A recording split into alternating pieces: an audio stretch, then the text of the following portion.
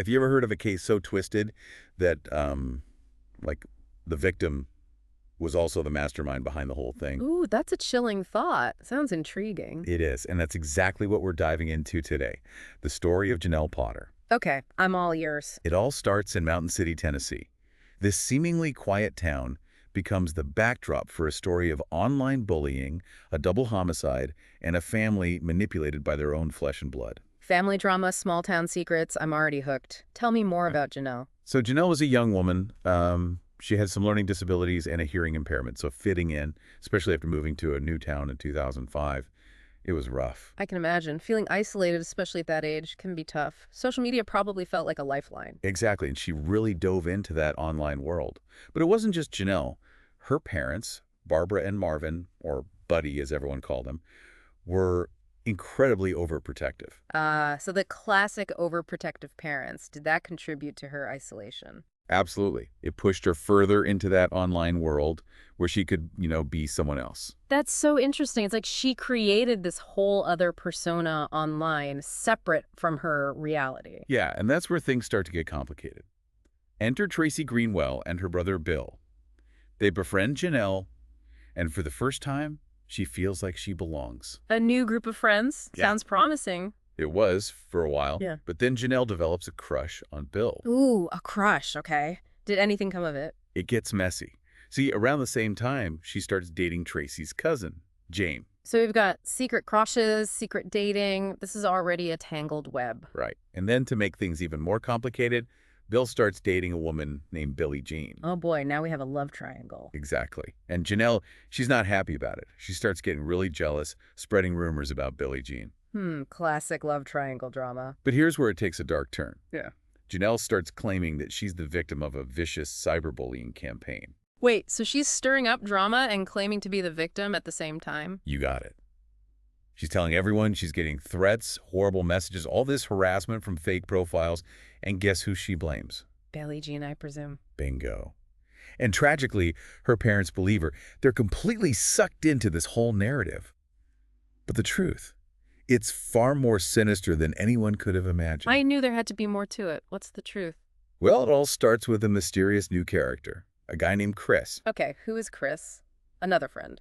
He pretends to be an old school friend of Janelle's, reaching out to offer support. Contacts both Janelle and her mom, Barbara. He was very clever, played on all their fears. This Chris guy sounds like bad news. He was. He starts feeding them all these lies about Bill and Billie Jean, saying Bill's a drug dealer, that they're dangerous, a threat to Janelle. Oh, so he's intentionally escalating the situation, manipulating them. And get this, he even taps into buddies. You see, Buddy always claimed he used to be in the CIA, which we now know was a complete fabrication. Wow, so he's using Buddy's own made-up past to gain his trust. Exactly. Chris tells Buddy that he knows about his past and can help him clear his name for some fictional mission gone wrong. It's terrifying how easily people can be manipulated, especially when someone preys on their vulnerabilities. And Barbara? Oh, she was completely taken in by Chris. She starts confiding in him, calling him son, sharing all these personal details. He basically becomes this manipulative father figure. It's like a classic case of catfishing, but with real-life consequences. Yes, and the worst is yet to come. Fast forward to January 31st, 2012. Roy Stevens, a friend of Bill's, walks into Bill's house. Oh no, I have a bad feeling about this. What did he find? Bill and Billie Jean, dead. Shot execution style. Oh my God, what about their baby? Their infant son, Tyler, he was alive, but covered in his mother's blood. That's horrific. What did the police think happened? It was a chilling scene. No forced entry, no shell casings, no fingerprints. Looked like a professional hit. So did they have any leads? Initially, they ruled out Janelle and her parents. They thought it was drug-related. Their attention turned to Jamie. Brought him in for questioning. He failed a polygraph test miserably. Jamie, the cousin. But he was dating Janelle, wasn't he? He was, but he denied it at first. Then he asked a question that changed everything. He said, "Is the CIA here?" Hold on. Why would he ask that? Nobody knew about Chris, except... Exactly. Janelle, her parents, and Jamie. Oh, wow. So Jamie accidentally gave him the biggest clue. And to confirm their suspicions, the investigators had Jamie call Buddy, just casually ask about the evidence while they listened in. Sneaky but smart. And Buddy slipped up.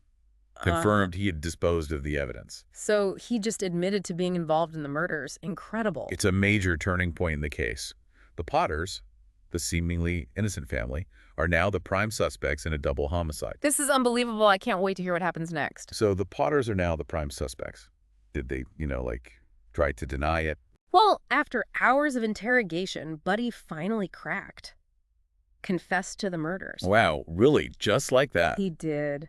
But he insisted that Janelle and Barbara, they didn't know anything about his plan. Tried to paint himself as this, protective father. Protective? Come on, he killed 2 people. That's what he said. Yeah. Claimed there was a $3,000 bounty on Janelle's life and that he was, forced to act. A $3,000 bounty?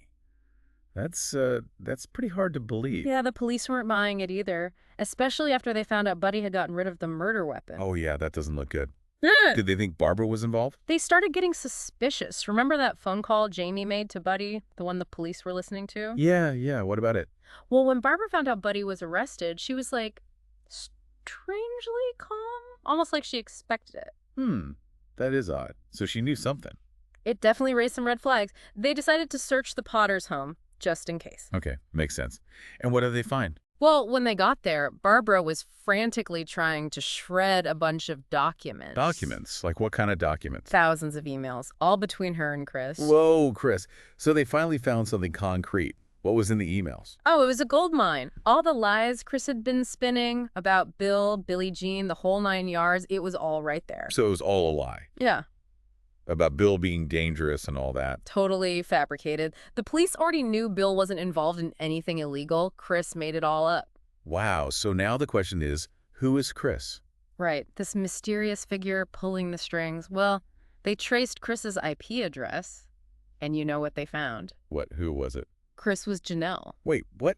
Janelle? Are you serious? Yep, she was catfishing her own mother, the whole cyberbullying thing, all made up by her. No way. I can't believe this. All those threats, the fake profiles, it was all her. Yep, all Janelle. She even used her learning disability, all those, those spelling errors and stuff, to make it seem more believable. That's messed up. Her own parents, they had no idea. None. They were totally played. And remember that $3,000 bounty Buddy mentioned? Yeah. What about it? Janelle made that up too, even tried to say her own sister, Christy, was in on it.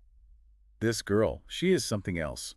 But why? Why go through all this? Seems like a combo of things. Jealousy of Billie Jean, wanting Bill's attention, and this need for control, She couldn't handle things in real life, so she created this whole online world where she could. So tragic. All of this because she couldn't deal with things in the real world. And 2 people lost their lives because of it. Bill and Billie Jean, they never stood a chance. So, what happened after, the truth came out? What about Janelle and her family? What happened to them? Well, there were some serious consequences.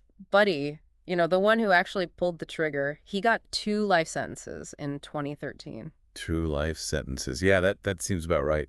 What about James, the one who helped get rid of the evidence? He got 25 years in 2015, but he became eligible for parole in 2019. So he got a lighter sentence, I guess because he was manipulated by Janelle too, right? Exactly. Mermisi was young, He was just a pawn in her twisted game. Okay, what about Janelle and Barbara? What happened to them? They were both found guilty of first-degree murder, got life in prison back in 2015. But something happened in 2022. Barbara, she got a new trial. A new trial? Why? What happened? It turned out her original lawyer had a conflict of interest, so yeah, a new trial. Wow. After all those years, did anything change? Well, with the new trial, Barbara ended up taking a plea deal. It admitted guilt to a lesser charge, facilitation of first-degree murder. So, did that change her sentence? Yeah, her sentence got reduced to 25 years. She became eligible for parole in 2022 after serving 8 years. Man, this whole thing is it's wild. It's hard to believe a mother could be involved in something like this. It is, but it really shows how powerful manipulation can be, Barbara, she was caught in Janelle's web of lies. This case, it really makes you think. How can a family be so completely fooled? And how can we make sure this doesn't happen to other families? That's a good question. It all comes down to being more critical, Especially online. Don't just believe everything you see and read. Yeah, that's a good point. And, being careful about what we say and do online, too. Absolutely. We all have a responsibility to be kind, to think before we post or share something. Because words, they really do have power, don't they? This whole case is just a sad reminder of that. It is. It shows just how dangerous things can get when jealousy and manipulation run wild, especially online. This is a story that, it should make all of us stop and think. Think about how we interact online, how we treat each other. Because it can have real-life consequences, devastating ones. Exactly. And we Look, all need to remember that. well, that's about all the time we have for today. But this case, it's one that will definitely stick with me. It's a reminder that things aren't always what they seem, and that we need to be careful, both online and in real life. Thanks for joining us for this deep dive. Until next time, stay safe and stay informed.